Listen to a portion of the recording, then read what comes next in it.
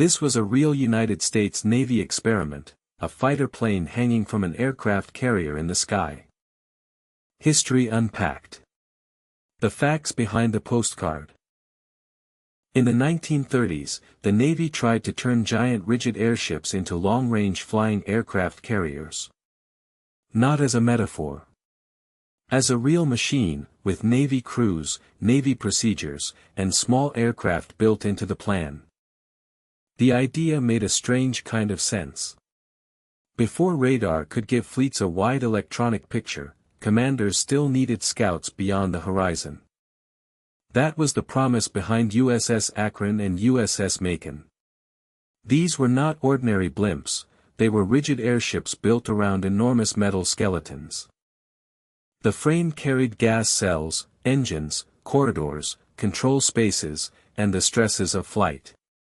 It was a structure, a ship, and an aircraft at the same time.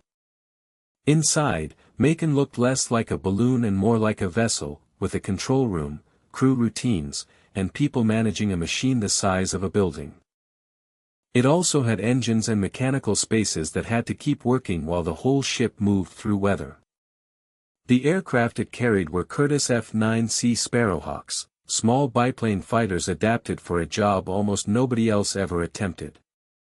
The planes were stored inside the airship, in a hidden hangar built into the belly of the flying ship.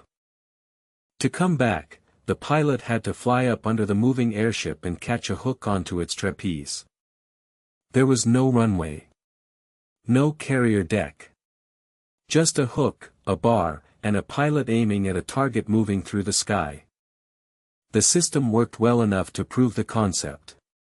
But even routine operations demanded crews, lines, vehicles, timing, and open space. A flying carrier still needed a whole world on the ground, hangars, masts, crews, and procedures built around its size. That is the catch in the idea. The same size that gave Akron and Macon range and presence also made them vulnerable. Everything had to cooperate: weather, structure, crew skill, cables, engines, and the judgment of people reading the sky. Akron had already suffered damage before its final loss, a reminder that these spectacular machines did not leave much margin. And these were not empty experiments.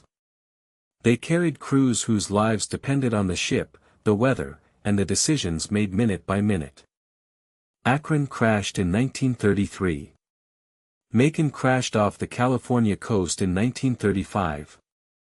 After that, the flying aircraft carrier became a headline instead of a future.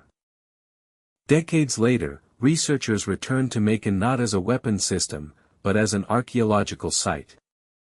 Macon's wreck is still there, documented on the seafloor by NOAA and Navy archaeologists. Engines, structure, and scattered pieces remain as evidence of how real the experiment was. Even parts of the little Sparrowhawks became part of the underwater record. The flying aircraft carrier failed because the machine asked too much from the sky around it. Subscribe for the next History Unpacked.